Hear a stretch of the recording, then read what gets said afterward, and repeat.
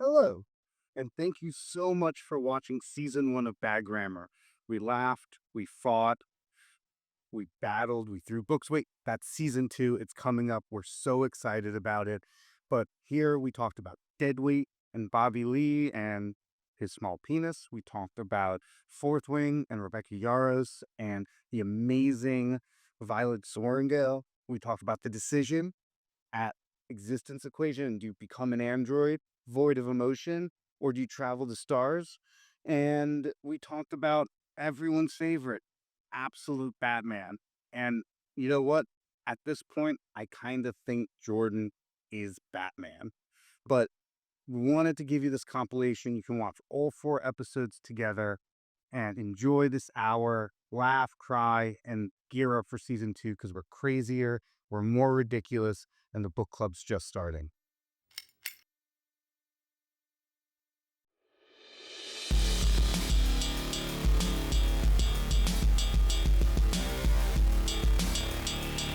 I got 99 problems, but a book ain't one. Hit me. Oh my God, Deadweight by Bobby Lee. This book is unhinged craziness. It's rated R. Kung Fu Panda meets Kick-Ass. I don't know if Bobby Lee plays a caricature of himself in the book or if real life Bobby Lee is a caricature of this character in this book. Potentially, Rama's the only guy that read this out of the whole book club. Rocky for sure didn't. Julia knows about his small penis in real life. Maybe Donna flipped through the art. Jordan, I think he just got out of prison. I don't really know if he watched it or read it or did anything of fact around this book. But you know who did watch this episode? All of you. Almost 50,000 views on our first ever episode of Bad Grammar. It was amazing. So sit back, remember the chaos, and enjoy Deadweight.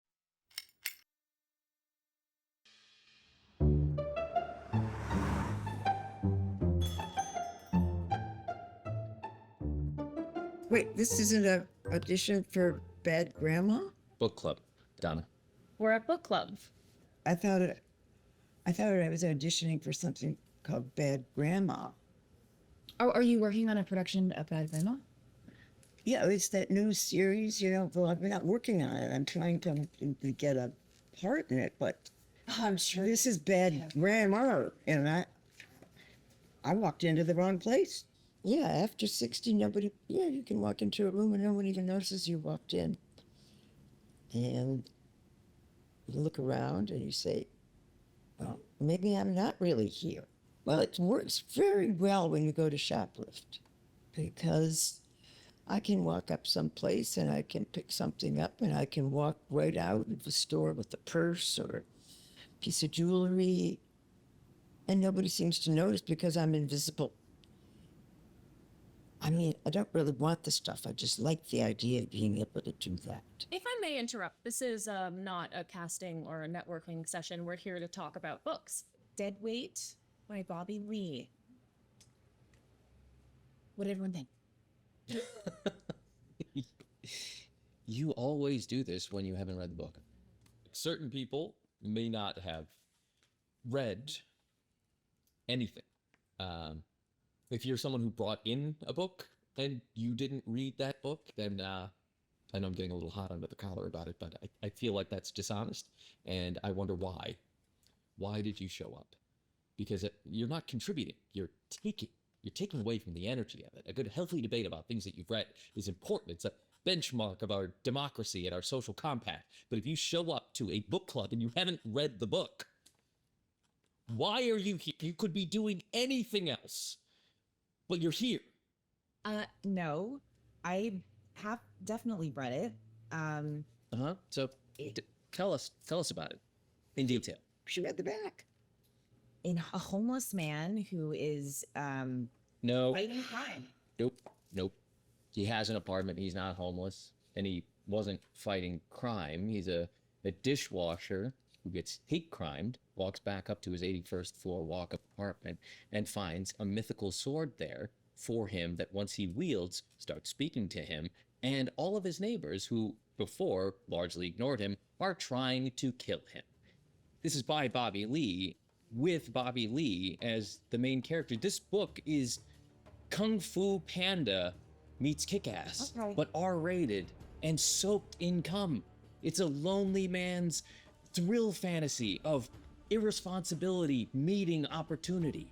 He is the unchosen chosen one. He works a terrible job washing dishes. He gets hate crimed every day in 1975. Lives on the 81st floor of a walk-up. His life is hell. And he comes home and finds a sword there, mythical one, addressed to him. Who knew? Opens it up, and what happens? Wields that sword, everything goes to chaos. It's Game of Death in reverse. He's even wearing Bruce Lee's Game of Death outfit, but instead of fighting up the tower, he's got to fight his way out of the tower. And if you had read the book, Rocky, you would know there is a badass female protagonist in there. She's there. Her name's Blade. She's with Bobby from the second chapter on. And if you'd read it, then maybe you'd be auditioning for that part when they inevitably make this into a, I don't know, 15, 20 movie franchise. Well, it sounds like from your description that a loser who doesn't aspire to anything in life gets rewarded for doing nothing. Is it a reward? Is it typical? I don't Man. want to agree with Rocky, but you're not wrong. Yeah. You're not wrong. Is it a reward when someone who lacks the capability to wield a sword is put into a situation when everyone, including zombified people, are trying to kill him to take said sword? It is a person who is unwilling, having to rise to the occasion to save not only himself, but the entire universe, joining a group of people who have been trained for this. He was abandoned by his family, shunted away, passed around like a bad penny, family to family to family. There's no wonder why he has no self-worth. The character Bobby Lee, the real Bobby Lee, is just been a very talented comedian. I've seen him before at the Comedy Store. He talked about his small penis quite a bit. Well, who is Bobby Lee? He has the third most Is that not the character watched as well? podcast in America. It's based off of a real man, Bobby Lee. Really? But may I say something? Yes, he rose to the occasion, but why did it take the sword? To quote Lizzo, why aren't men great till they gotta be great? Why did it take the sword for him to rise to the occasion? Yeah. And what's Blade's story? I bet you she earned her spot. How did she get to be We don't There. know. It's the first book. If everybody reads it, there'll be so many more books. We'll learn a so woman much. doesn't get a backstory? Oh. Rama is one of those guys that's never really seen the outside of a comic book store unless he was dragged out there. He's smart-ish, but only in the things that interest him. I'm telling you, if I have to hear him name one more kind of dragon, I'm going to set him on fire. Can I say that? Okay, I can't legally say I'm going to set him on fire, but I will say I'll be very cross with him. Maybe she wants Cinderella. Do you want Cinderella? Is it casting? Somewhere in a community theater in Ohio, I'm sure it is. Well, I resent the fact that having a central, strong female character would then make this no story. I think that that's completely short-sighted and frankly sexist. From the way you described it, you only want to hear from her, and she already has to be a badass and perfect from the beginning so you can play her. What we have here is a flawed character on a journey with someone who is already better than him, and that is Blade, the female character. I don't want to call them idiots, but if I'm surrounded by a group of less educated, better description, their stupidity allows me to relate to my fellow human a little bit better. Should we all just take a quick poll of whether we think Bobby Lee is hot or not? Okay, if you think Bobby Lee's hot, raise your hand. I'm gonna give it to him. The man's confident. It's like nobody could bounce back from that hot ones where he pooped himself except Bobby Lee. And look at his hair. He's got this glorious long hair now. You know, I was on your side until you reminded me that he pooped himself on camera. And that's the problem with you. You take someone at their lowest moment and you throw them away. Just disposable. Everyone to you is just a file you can take into the recycling bin of life, isn't it? I don't want to say that I like Jordan, but I do like the con aspect of him because sometimes you con people into loving you. There's a romantic element there. Did I do something to you? I think what Julia is saying is that not that Bobby Lee needs to be hotter, but Blade needs to be less hot in order to justify being with Bobby Lee. I kind of like that. You know what? I don't mind when two ugly people find each other.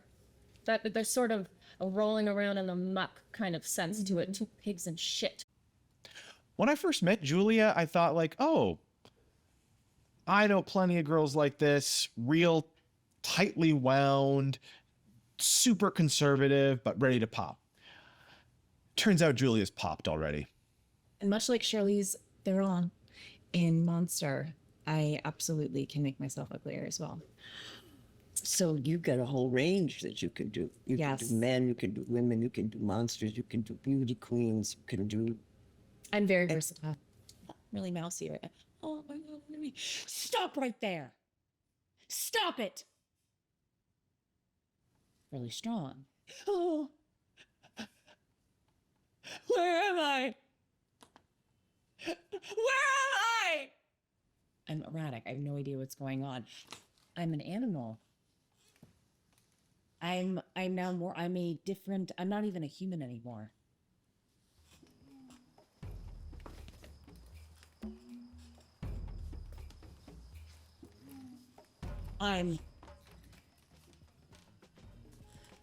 Oh, honey, please. So as you can see, my range is, there is no limit. No, I understand what you're saying. It's the first book, but give me a glimmer. Give me a hint of something. I need some passion. I, as the reader, can only do so much with my imagination, and I need something in the text. Well, she went from a lot of fat jokes in the beginning to eventually calling him Bobby. Oh, I am so turned on. For him, that's like going from a handshake to a hot tub in 5 seconds. So I'm just curious, at what point does this do you want this to stop becoming a graphic novel and start becoming like, I don't know, hentai? Hentai's like anime, but it knows that it's hot. Have you never read graphic novels before? No, I You have. look like the type who would. Yeah. And there's constantly sexy characters in them, always romping around, having a good time.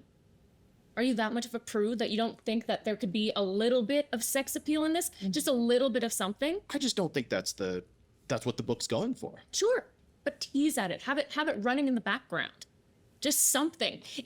This is Bobby Lee's problem. If he wants this book to be a hit, he needs to attract the female reader more. You don't think his form-fitting suit did that? No. Took away from the imagination, gave you some... He looks like Uma Thurman in Kill Bill if she ate Bill. Look, Rocky's a very sweet girl, but if she doesn't read one of these books eventually, I honestly think she's just going to get kicked out. Very famous show. No, I have seen Sex in the City. What character was he? He plays, I hate to say, he plays the token Asian. Oh, wow. Token Asian. I'm sorry, was that wrong to say? But it's sort of a stereotype of himself. Well, I We're should... talking More about Bobby critique on Lee Sex in the here. City than it is. Yeah, we got Do Bobby you- Lee, so there's no tokens. No. But I'm probably the token Jew. You know, I've never met a lot of actors for a lot of the normal reasons. They just gross me out. But Rocky, she reminded me why I don't know a lot of actors.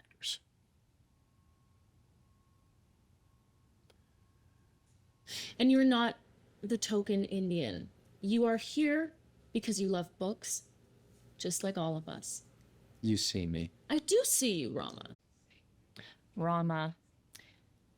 Rama's an interesting one. He's tender. He's thoughtful.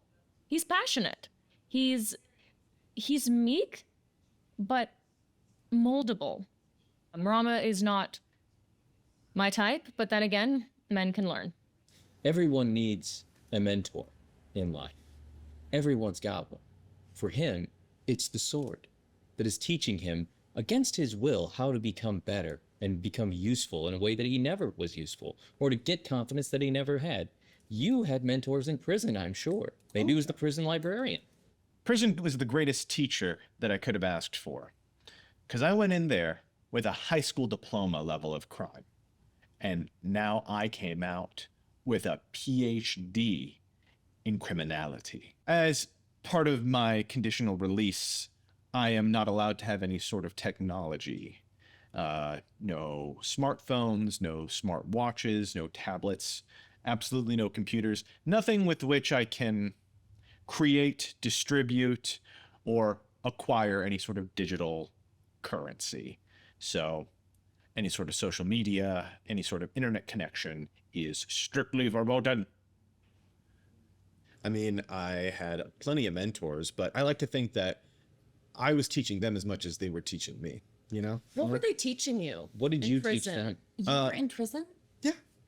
We don't have to talk about this now. It's No, I think it's relevant. I'd like to hear about it. Did you shower all together? I mean, define altogether. Were we all in the same area? Yes. Separate stalls, one big trough? Well, it was kind of like a trough, actually, yeah. You know, honestly, guys, it wasn't that much. I was incarcerated for a period of time for thinking too far ahead of the current government structure. You can call it federal regulations, or you can call it Ponzi scheme or fraud. The point is, I was trying to make sure that the people had the power, and the people in power didn't like that. So now I just walk into a room and it's almost like a smell. I can identify any other criminals in that room just with a look. It's like a sniff. I can sense there's, oh, they do arson. Oh, hey, there's an embezzler. Or, oh, what's that? DUI. It's everywhere. Yeah, not a lot gets past me these days.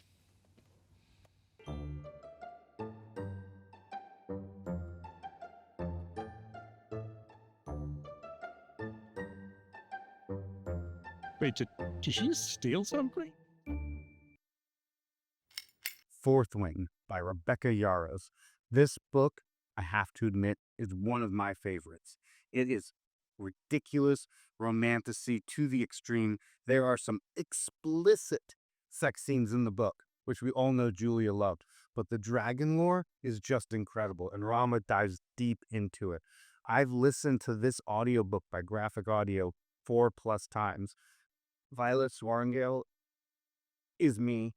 She's an amazing character. All the props to Rebecca and the world that they've created. So this book goes out to Donna, who most certainly didn't read it and definitely talked about that in the episode and accused Rocky of not reading it too. And honestly, she might have. You have to watch the episode again, check it out, see what happens.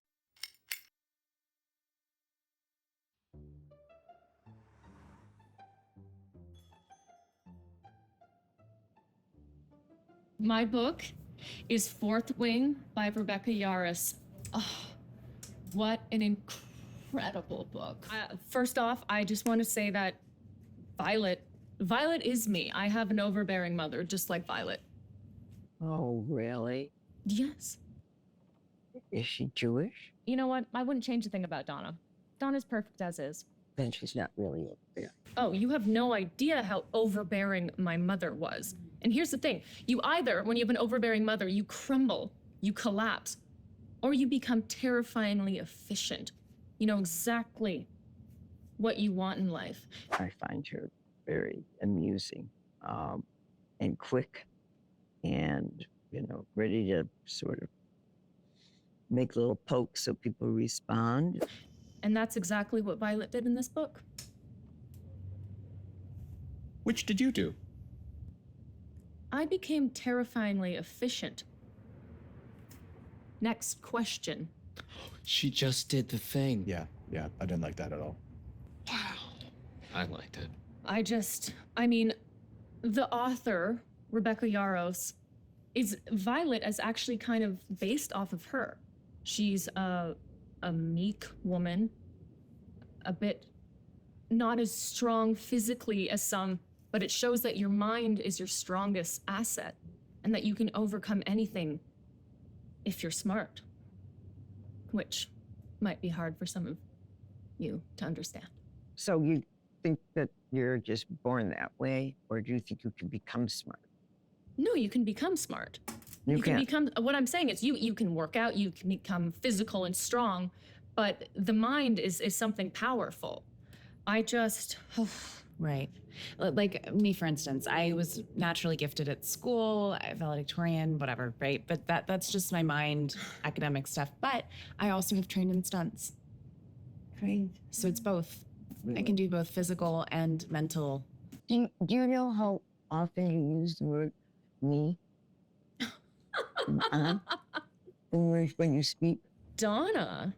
Well, you know what? I've always been taught to only speak for myself. I can't speak for others. So I thought it was my way of connecting with you guys. Donna is one of those women who has such a confidence about her. She really knows who she is. And, you know, does that come with age, or are you just born with that? And I think Donna was born with it. And connection is the most important thing that we can do with other people. And I just want to say that I feel connected to you, Donna. How did you feel connected to the book and the relationships within the book, Rocky? Oh my God, Zayden. Buddy. I will say I fell for the sexual tension. I loved Violet bonding with both dragons. Taryn. It's technically Taranok. Taryn is from the Lloyd Alexander books. Different franchise altogether, but this dragon is Taranok. I love all the dragons. Well, Ram is a guy who loves the sound of his own voice. I'm glad he does, because someone should. But that guy, I mean, he could make you want to listen to nails on a chalkboard like it's Yo-Yo Ma after listening to him talk for an hour. You hated the dragons? No. I think she said she hated being corrected. Oh, maybe get it right next time. And you have extraordinary knowledge about everything. And we don't even know whether it's right because we don't have that knowledge. I think I'm relatively assertive, but I'm interested. I do like sometimes mentoring younger people if they don't piss me off. My knowledge of this book is tied to this book. The depth at which they investigate dragons, the different dragons. It's not just one type of dragon, it's many. They're different colors of dragons. Mm-hmm. They have different tails, screw tails, morning star tails, feather tails, scorpion tails. What about their tongues? They all have tongues. And are they different? Are they colored? Well, based on the physiology. I'd like to hear more about these tongues, Donna. Well, I didn't read this book, and I question whether she read anything that was over 500 pages. I've already read the next 2 books. Rocky is the epitome of a pick-me girl.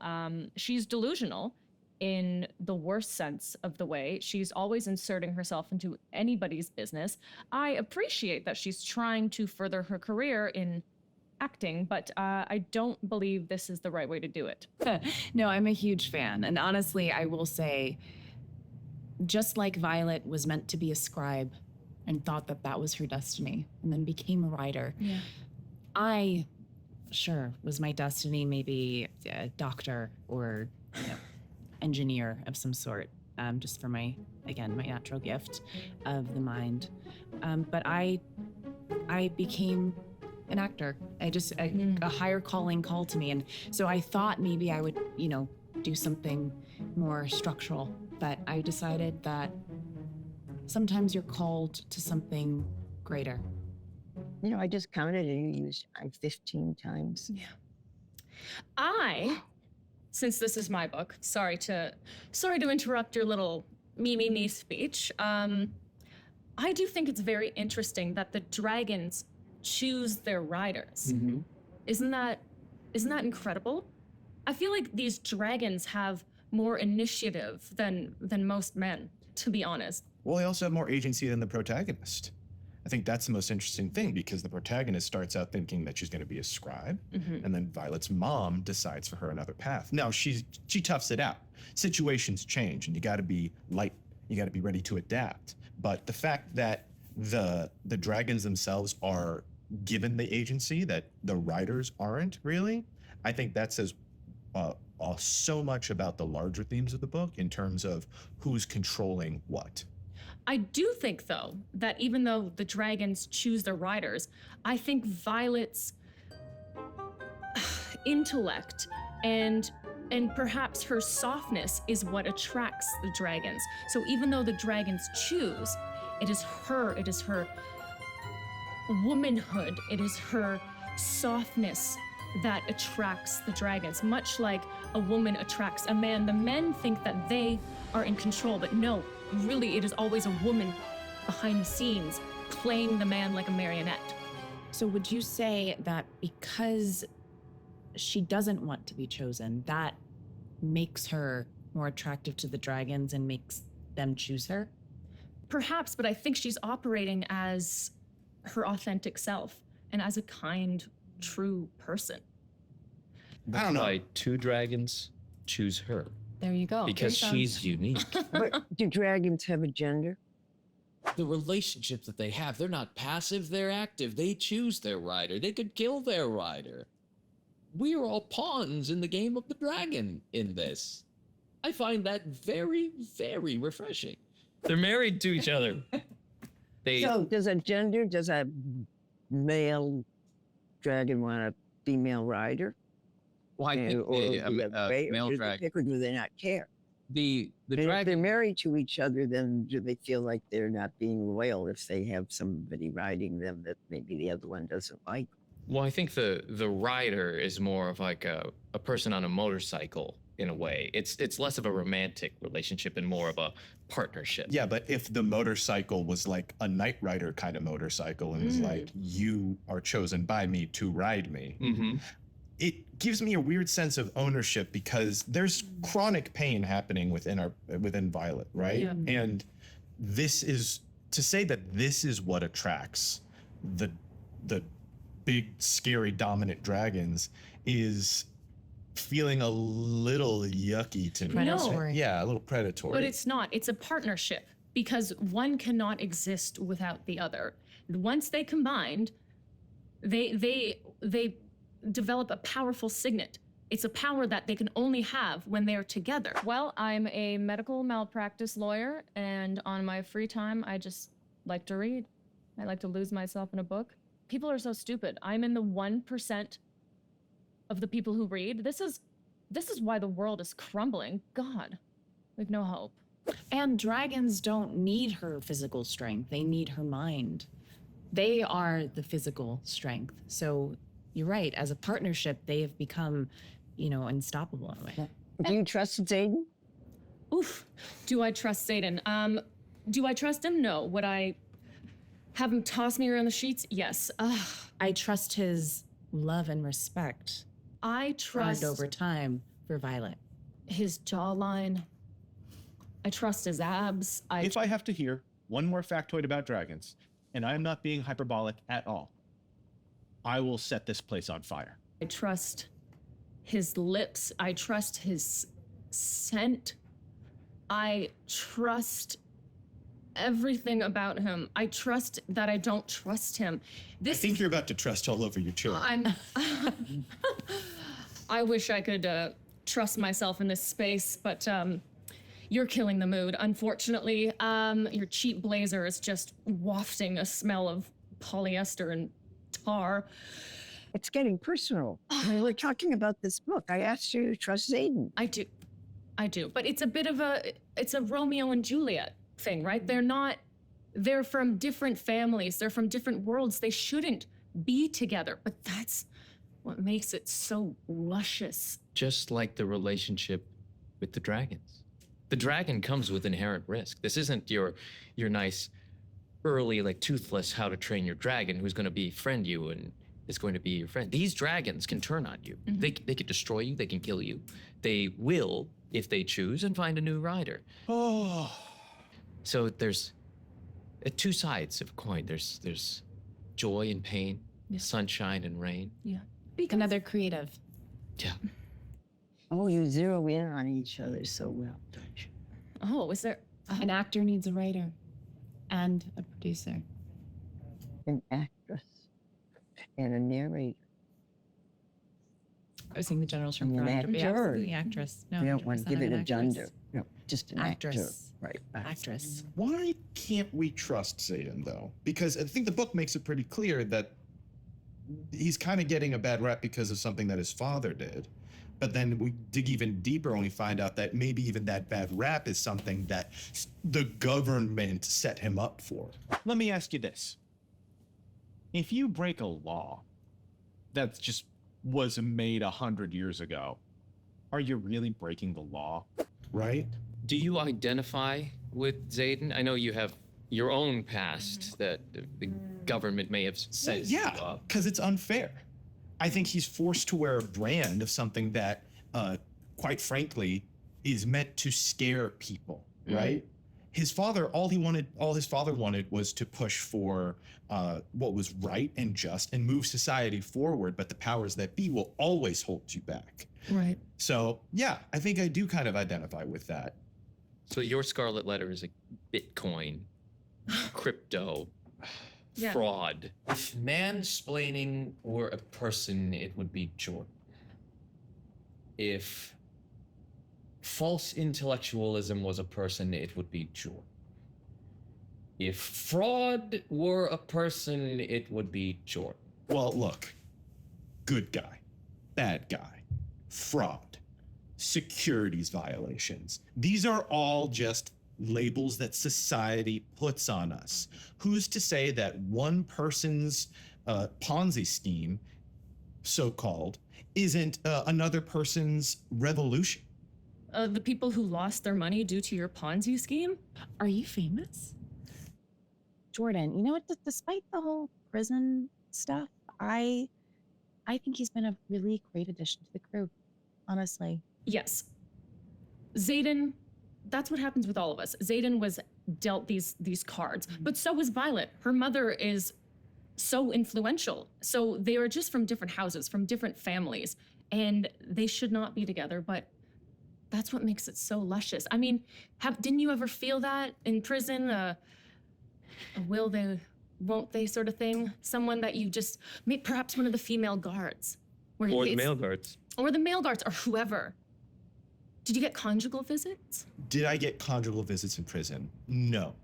Oh, that's so sad. And in prison, ironically, that's when my mind opened up to the whole world. I started reading, and I didn't stop. So the 48 Laws of Power. I'll finish that one day. I'm on like law 38, 39, something like that, but I'll get there. So this book must have done a lot for you. He wasn't there that long. I was there long enough that I did have to trust myself a couple times. Trust myself. How diplomatic of you. And sorry, we didn't even ask, are you gay? That's a great question. I'm open. I think sexuality is fluid. I would say I'm fluid. Like water. I think the important thing is you just don't put someone into a box. No. Maybe there's more to him than I'm thinking. And then again, maybe he's exactly what I think he is. Could I just say that the relationship between Zayden and Violet is much like the relationship I have with my barista. I go to the same Starbucks every morning, and the relationship started with tension, much like Zayden and Violet. It started with tension. I ordered my iced oat milk latte. As he handed it to me, our hands collided. It spilt everywhere. It got on my pants. Conflict. And he said, next time, be more careful. And I said, how dare you speak to me like that, lowly barista? But I kind of liked it. He was handsome, and he sort of gave me a bit of a wink, and then he's like, I'll make it this time for you again. this time. And then he looked at the cup, said, Julia. He got your name right on the Got cup my the name first right time. on the cup even though he spilled the drink, he got my name right. So who spilled it, though? Do you think you gave him a little nudge, too? I don't know. No, you're not going to. I'm not going to accept We didn't have a responsibility. camera on you. We didn't have a camera. And it's just very different. Every time we go in, there's just that tension. Sometimes I'll switch up my order. He'll pass me a coffee, which is sort of his way of communicating. Like Zayden doesn't say a lot. He communicates through glances and sometimes a little nugget of wisdom. And sometimes Tyler will hand me my coffee and say, room for cream. And there's always room for cream. I can't have these experiences in my life. I can have similar experiences. My experience with my barista could be similar to the experience with Violet. There's also outside factors that we can't control, things that are trying to tear us apart. Like in Fourth Wing, there's war, there's political unrest, there's dragons, there's jealousies, and much like at this Starbucks, it's Tyler's rotating schedule. Sometimes he's not there. I embrace it. I embrace who she is. You know, do I think she has problems? Absolutely, but we all do. And but her more. There's also another barista, Kayla, who seems to be suspicious, and I think she has a crush on Tyler. So But Tyler's mine. You're in a coffee triangle. Not as far as I'm considered. Barista business. So, I'm sorry, who is Tyler in this scenario? Is he Violet or is he Zayden? Oh, he's nothing. He's just somebody that she has No. a crush on. I would say Tyler is Violet and am I Zayden? I mean, you have the power dynamic as a customer, right? I'm Zayden? You do have the same immediately- striking features and intensity of Zayden. Maybe you had the power all along. This is why I love book club. And you do have masculine energy. And I think you might kill all of us one day. It's really the nicest thing you've ever said about me. I'm Zayden. I want to fuck myself. Wow. I'm back. Existence Equation by me and Don McNabb Stark. We wanted to write a book about a singular question. If you go to the stars as an android without emotion, or if you stay on Earth as a biological and know the stars within reach, we posed this question to the book club and utter mayhem ensued. They talked about how they would have sex as an android. They talked about would they leave their dog behind, or would they try to make a dog droid. I don't even know what they were talking about. It is easily the most unhinged, high fidelity conversation I've ever witnessed. Rama and Jordan were definitely on the same page. Rocky, Donna, and Julia were on another, to say the least. Enjoy the episode, sit back, and just tell me, what would you do, human or android? Hey, Donna, do you mind if I use your cell phone real quick? Why would you have your own cell phone? Everybody has a cell phone. I mean, Yeah. little kids have cell phones. You see them in strollers with cell phones. Yeah, just due to some legal things, I can only use this. A pink flip phone? Well, yeah, it's just about access to the web at large. Not important. Just take like 2 minutes. Okay? You give it back? Of course, give it back. Yeah. I wanted my phone because he only had an old flip phone, and I thought, what's he going to do? He never did say what he was in prison for. Drugs, high-end something. I don't think it was any physical danger to anybody. But Oh my, Donna, that is a lot of fun. I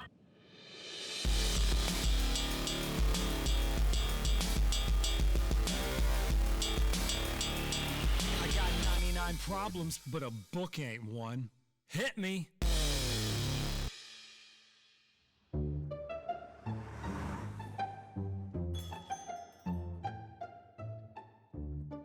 All right, the book I brought this week is The Existence Equation by Matthew Medney and Don McNabb Stark. Now, this is a very interesting book because it poses a central question. Now, the basic premise of this book, as we all know, is that when you turn 18, you make a choice. a very important choice. You decide whether you want to live out your life until the age of 60 here on Earth in the best possible version of Earth, or you transfer your consciousness to an android and explore the entire universe. Well, I like it here. No, I think I want to stay. What kind of an idiot, who wrote this book? Anyway. Matthew Medney. Oh, that hack? Oh, I've seen his stuff before. As an actor, I'm ruled by emotion. So for me, this would be a very easy decision. But of course, I would choose to stay human and continue to emote in any way, shape, or form that is needed for film or television. If you chose the other, you might be the only actress android. I don't believe in method acting. I feel like you should be able to just snap right out of it at a moment's notice. That is true professionalism. So again, I'm happy. Yeah. All right, so 2 for staying human. What about you, Rama? Well,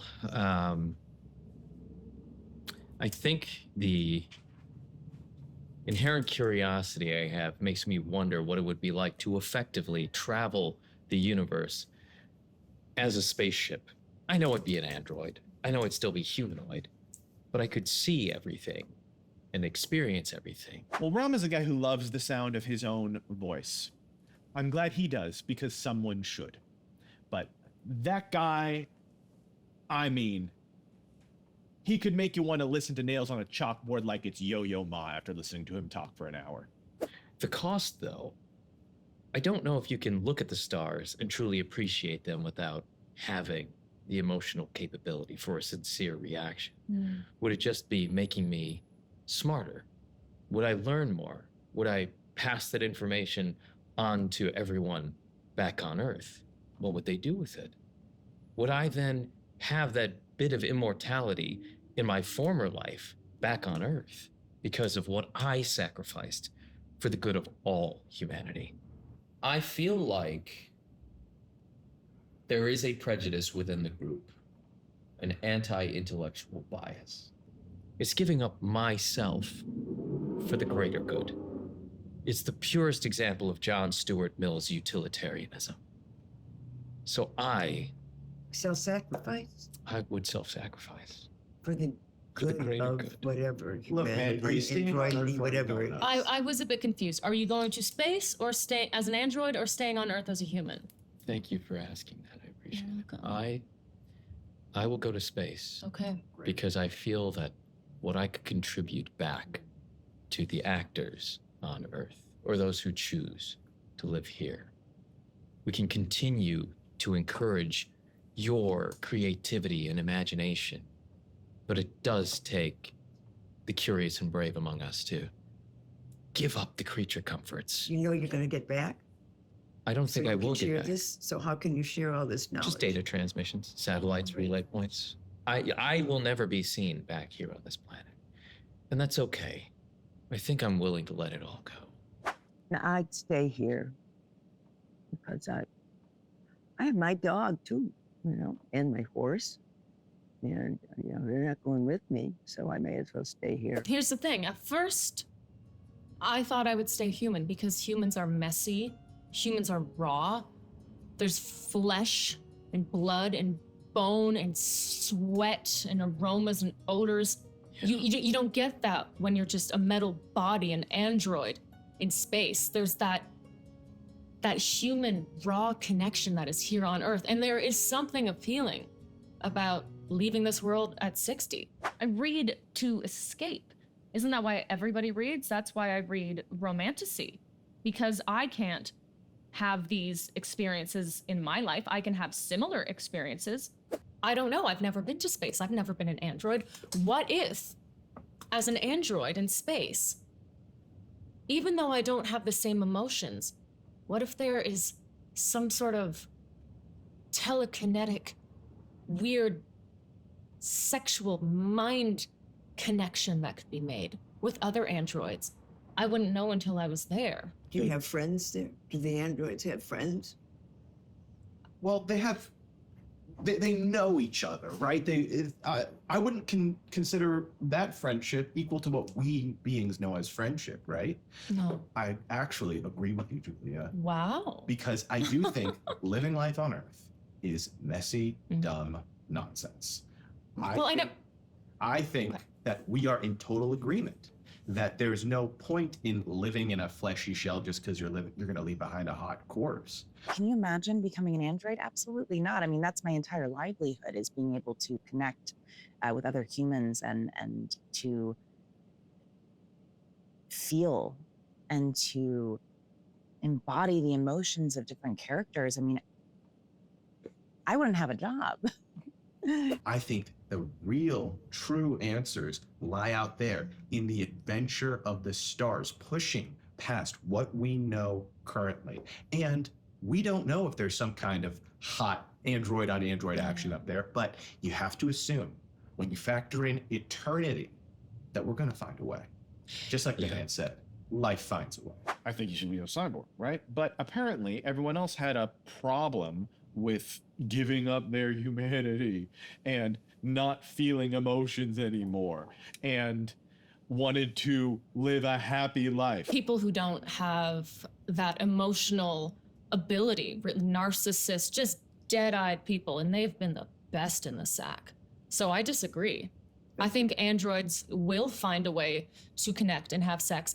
And for the record, I like the messiness of the human body.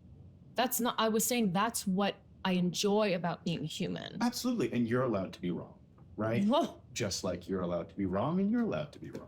But we're the guys that understand that if you really want to make a difference, you got to push beyond what you thought was possible. And what's further than eternity? Well, there is nothing like human friendship. Like Don and I. We're friends. Or a spaceship? Friendship, spaceship. Friends. Wow, and I are friends. you have such just a natural connection. She never did tell us how she had the name Rocky, did she? You know, I think it just, maybe she thought she'd get some mileage out of that name since it's gotten to be famous. All right, the main character, Liam, actually is in a relationship with someone who has chosen to remain human. What would you do if your significant other, someone that you loved or planned to live a life with among the stars, decided that they would suddenly change their mind? Would you change your mind, or would you continue on to greatness? I don't want to put my finger on the scale at all, But that's what sort of all the love songs are written about, the movies and the books or everything, like choices and separation from the one you love. And honestly, I think that either could be a form of love because, for me, personal experience, no matter how tragic or how wonderful, is fuel. You use it to inform whatever new experiences that you have. So I have heartbreak in me. I can use it. And fuel prices are going up. They are, Donna. They are. That is true. That is the literal world. Yes, that's fuel in sense of oil and gas. But I meant emotional fuel. One that That's an going android up wouldn't too, have. but because what happens if there's no longer death to worry about? Interesting. It would be hard to use that for a scene where someone dies. But you bring up an interesting point. Emotional fuel is at an all-time low as well. Aren't you exhausted? Aren't you just exhausted by the world around you? I mean, happy. What is a happy life? Right? What does that mean? Yes, I always use it for the performance. I shouldn't have asked you. I'm sure away that just she's got a perfect answer about herself for everything. Doesn't Well, are we not trying to relate to the book? Isn't that what the We book are. is? We We're are. relating to we the are. book. You're right. You're right. I'll give you that. I'm just You saying. talked about going to space, right? You're asking us if we think that by choosing to go to space instead of staying with our girlfriend or boyfriend, Your friend or dog. What about, we not even talk about dogs? That's a great question. Now, The dog question? The dog question. The dog question's a great question. Yes, the dog question actually makes me revisit my earlier point of the idea of self-sacrifice and personal greatness, legacy, all of that. If I was an android and I couldn't have my dog with me, I don't know that it's worth it to me. Because if you, going back to your question about if like our protagonist, you have a girlfriend, you have someone you're in love with, and they choose to stay, but you have to choose whether you're going to stay or go, then you should take the wisdom of the great 20th century poet Gordon Sumner, that's a sting from the police. If you love somebody, set them free. And that's what he would do in that case. But if you really love somebody, then that is your world. That's the universe that you want to be with. You could stay for 60 beautiful years with this one person. What's the point of seeing the far arms of the Milky Way if you can't write about it? And at least one dog, maybe two, maybe three, maybe four. With all the people leaving, there's so many dogs that could use a home. I could have an entire dog mansion. I would love a dog sanctuary. As a Chihuahua owner, I actually never thought about this way until right now. So thank you for bringing that up, because guess what? No man is going to hold me back if I want to go to space. I don't care how much I love him or he says he loves me. If I choose to go to space and become an android, that's on me. I don't, oh, great, I'm going to stay for, what if I do stay for you and then the relationship falls apart? No, screw you. But my dog, my little Chihuahua, my little Binkins, I can't leave her. But if you became an android, you probably wouldn't feel anything after that. You could program it, maybe. Program a symbiotic relationship. You could play fetch. Interesting. Jordan, it's your book. Is there anything about, do you remember anything about android dogs?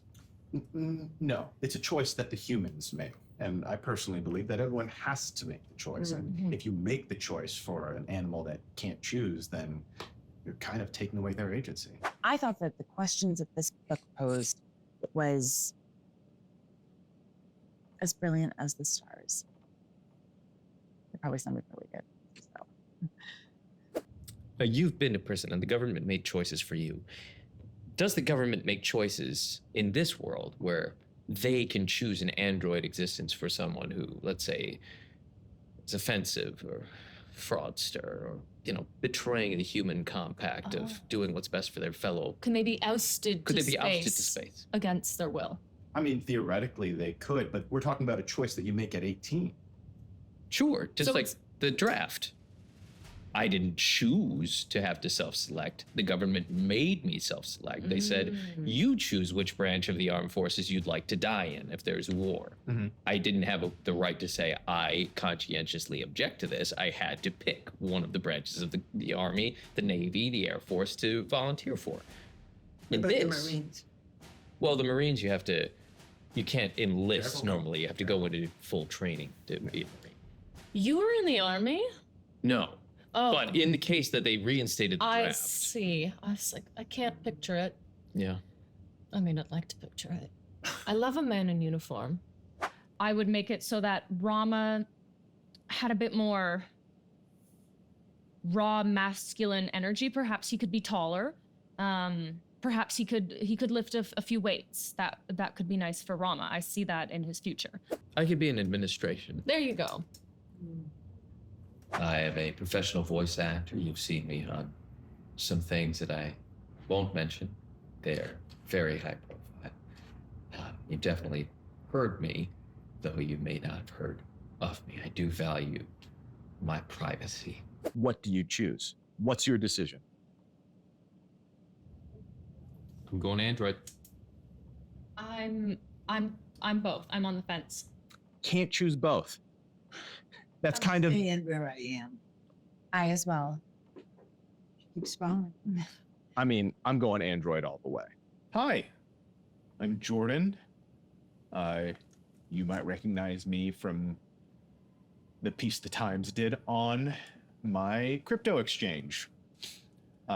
Surprise, I'm out with good behavior on parole, and I've joined this book club as part of my community service in order to give back.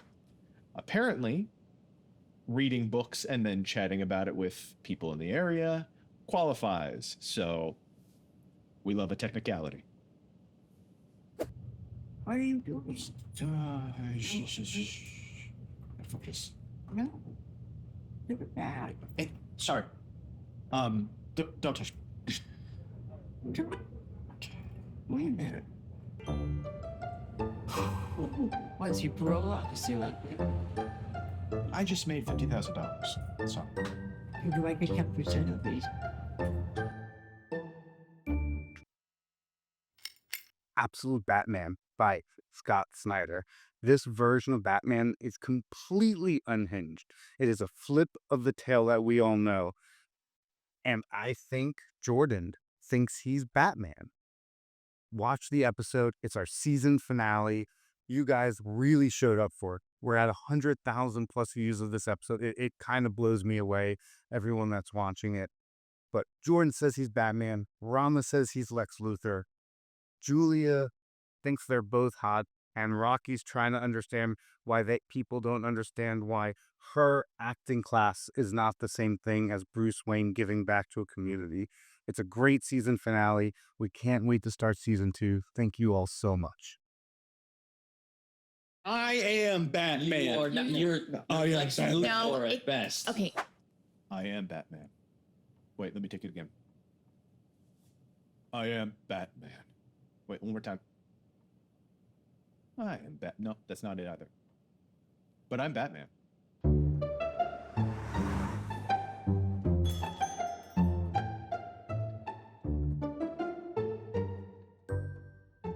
my book is Absolute Batman, which is absolutely fantastic. But it takes place in an alternate reality, in the absolute universe, you will. And instead of, our typical Bruce Wayne figure, who is a billionaire playboy who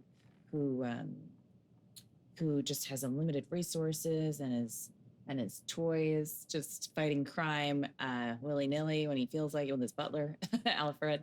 No, this is a working class civil engineer who grew up poor in Crime Alley, who is fighting crime left and right. Okay, I'm just gonna call it out because somebody here has to. Rocky, you didn't read the book. Again, you didn't read your own book for book club. I read the pictures. Did you read the words with the pictures? I looked at the pictures. She looked at the picture. It's graphic, you don't need to read. Yeah, Isn't it? there Is was a it graphic picture. about just looking at pictures? Donna, don't support her. Come A on, you're picture better is than worth that. 1,000 words. So if you just read the words but didn't look at the pictures, then technically, You have to read both. It's a graphic novel. Much like movies, it is told through the imagery, right? A lot of times it's not what is said. We can't be writing descriptions in movies, right? We have to show, not tell. It's book club, Advancing. not picture club. Just admit you didn't read the book. I am not going to admit that because that would be a lie. It's not a silent film. We're not a bunch of Charlie Chaplins here.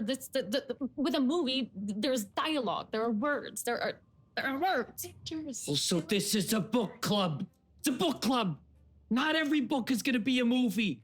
Not every graphic novel becomes the next franchise.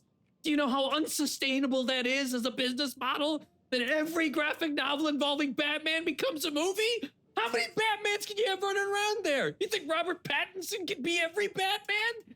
I mean, I'm sure Rama's relieved that, there's someone like me in the group to kind of bring it all together. Well, if they would allow him to, I'm sure he would say yes, because who's going to turn that opportunity down? I know Josh Hartnett surely regrets it. Yeah, he did Lucky Number 11 instead. It's completely stalled. where did you get this hat?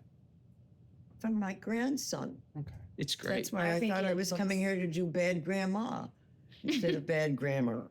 Yeah, I'm fine. This is great. This is like a whole new area for me. Maybe in fact, after I started looking into taking some acting classes, spontaneous kind of things for the elderly and visible. I think you were Getting pushing the envelope a little bit there, fake it see him make it. But I'm not sure he was doing good at all. Well, then I will say it more confidently so that it comes off like I have read it. Let's Thank you for that You're welcome. insight. Try again. My book is Absolute Batman by Scott Snyder. And this takes place in an alternate reality. This isn't the DC universe that we know as Bruce Wayne, who is the billionaire playboy with unlimited resources. This is a working class civil engineer who is growing up poor in Crime Alley, who has to fight every day, tooth and nail, to fight crime. I would say, you said it's different. Right. Instead of being rich, he's poor. Yes, but he's still a false prophet, isn't he? He's created this bat character in order to advance his own agenda. I mean, can we really trust someone who's wearing a mask? Well, what is his agenda? And what is a mask? I mean, politicians wear masks every day. That's a terrible example. I wore a mask during COVID. I'm Was it a talking. black one? But politicians, yeah. using masks for bad, sure, but using a mask for good? What is the end result, though? Is lying really bad if the ultimate outcome is positive and for the good of humanity? What if we all wore masks, though? And I'm talking physical masks, not whatever masks you're talking about. What if we all wore masks and we all tried to do vigilante stuff? The world would be chaos. Listen, I went to this amazing party where everybody wore masks, and that's a different story because it was a masked ball, and there were no names. You got to just become someone else. Okay. I'm not really a fan of the whole superhero genre. I feel like there were moments where more romance could have been explored. I mean, it was right there. You have a masked man, a vigilante. Give me something.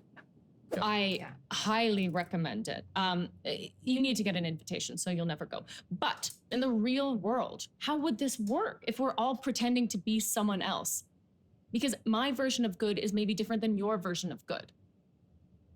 So we just are all vigilantes doing our own thing? Well, I think that's the point, right? Is that when you think about the fact that Batman isn't a good guy in this version of it, right? Right. He's not necessarily fighting for truth, justice in the American way. What he's doing is he's fighting people who are doing bad things, right? In the first part of it, he stops like a massacre at City Hall, right?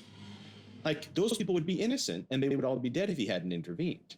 So the question becomes, if you have the means to intervene and the ability to intervene, is it not beholden on you to intervene? I suppose. Does he just do it randomly, or does he feel a pull towards this, or is he really as good as he appears? Or is he He's thinking driven of by his his own personal trauma of, as a child, his father. He didn't have anything, right? Yes, as a poor student, after winning a science competition, he's rewarded with a trip to the zoo for him and his classmates. And a gunman comes, Joe Chill, comes and kills his father. And he's trapped in the bat enclosure and has the bats all around him, and it's a linked trauma. So now he's trying to prevent other people from having to live in that reality that he has to live in, where every moment he's surrounded by darkness, shaped by darkness. He cannot escape it. But that's the psychological reality of this Gotham. There is no good in this Gotham. There's no line that hasn't been crossed. He is the last dam against the flood spreading everywhere, because the police can't do anything. The mayor can't do anything.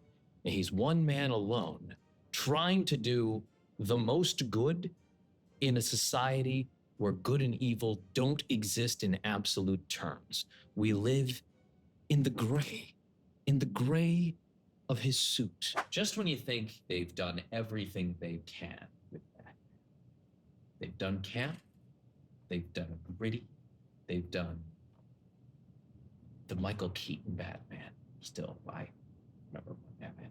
Who's better than Michael Keaton as Batman? Nobody. Maybe Kevin Conroy, but different mediums. Then they up upend the entire mythology and ask, what if Bruce Wayne were poor, a poor kid from Crime Alley, and he becomes Batman? Does the morality become more relative when you don't have billionaire philanthropy behind you? It's my book. but anyway, what Rama is saying is it's a complicated character, right? And so in order to sort of encapsulate this character, male or female, let's say, Well, you male. need someone that is He's- able to. He's male in the book, right? He's a man. No. In this book, yes. In this Gender's book. fluid. It's Batman, not Bat them.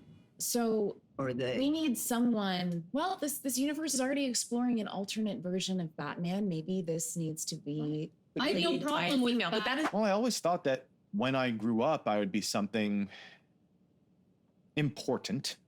Obviously, I don't have like delusions of grandeur or anything. I'm not like, oh God, but like, like a demigod, or maybe like a important politician, or I don't know, like a super politician who was also a demigod or something like that. Just something that bridges the gap between mythology and our human plane of existence. Whoever plays this character in the coming franchise needs to be able to fully embody the. I'm thinking Chris Hemsworth. Oh, he would be good. He would be. Oh my gosh, Talk about a job. Chris Hemsworth. And we talk about. Sorry to interrupt you, Rocky, but you were boring me. It's just we. When you're saying, would you step in to stop evil? I saw an old woman getting robbed the other day. Getting robbed by this strapping young man, and I stepped in and I helped her. And guess what? That young man and I went on a date after. Turns out he was just a bit lost. I paid for it all, but that was okay. He repaid me after. Was If it you know what I good? mean. Oh, Donna, I read so much romance. There's only so much room in one's brain. It was I good. could tell from the Really twinkle good. in your eye, I'll tell you about it later. licking of your lips. Later, what's going on later? Nothing. Nothing. Nothing. Nothing. Nothing's going on, right? Yeah, Nothing's going on. Don't worry about it, Rocky. Nothing's going on. So this Batman is good and bad. Oh, I quite like this. It's not the Batman that I knew kind of growing up, but if you read it, if you look at the pictures, sort of, yes, this one intrigued me quite a bit. Well, that's what's interesting, right? See, in the initial Batman, as we know the character, he's a billionaire, right? And all billionaires are bad. Less sympathetic. Sure, I suppose, but Billionaires shouldn't exist. well, They're a flaw of society. Just using his toys to buy crime. Unless People it's thought in they were 50 so- Shades of Grey. That's the one billionaire that's allowed to exist. Kinky billionaire. Kinky, not real billionaire. How sympathetic is a character with a butler, right? I mean, it depends on I how don't the know, but story's if you're told. his girlfriend, then you live well. See, Donna gets it. Is there a character of girlfriend that like If you read your book, you might have gotten a hint. She spent so much time trying to be other people that maybe she doesn't even know who she is, or what she values, or what she thinks. Point is that he was rich in the initial incarnation of this character, but now he's the exact opposite, but he's still on the same mission, right? And that's because the system is flawed. right? You understand? The system promotes these psychopaths and to levels of almost mythic godhood within this town. So in order to fight that, he's got to become that.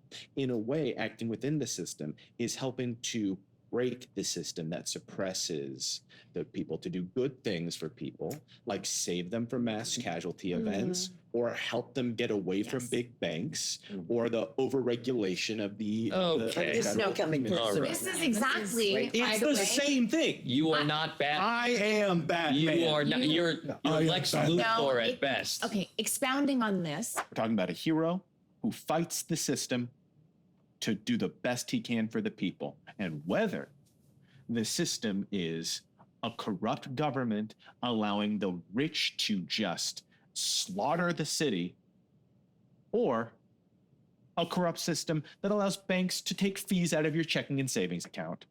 I am Batman. I will stand up against that all day, every day. I can relate to this because just like the system is flawed in Absolute Batman, so is the industry, the entertainment industry. It's flawed, right? I need stuff on my reel, but in order to get stuff on my reel, I need experience. But then they don't want to hire me if I don't have stuff already on it. So it's like, you know, it's a catch-22 always. And so you have to use the system against itself. I see a lot of myself in this Bruce Wayne. You know, I'm out there grinding the pavement. I'm poor. I want to be an actress. And so people think I'm crazy, just like Bruce Wayne. And so both me and him, we're trying to make the world better. In order to break through, Well, you got to recognize. well, you have to meet people and you have to network. And that is sort of the thing that breaks the You stuff on the suggesting wheels. that in Absolute Batman, Bruce Wayne, the masked vigilante Batman, who was doing things like breaking people's legs and dropping acid bombs to burn the villains to get them out of the way, using an axe and various weapons on his person and hideouts through the city, him trying to save Gotham from itself and humanity from itself by using its darkest impulses in the best way you can, is the same as you going to a Hollywood mixer or responding to a back page ad?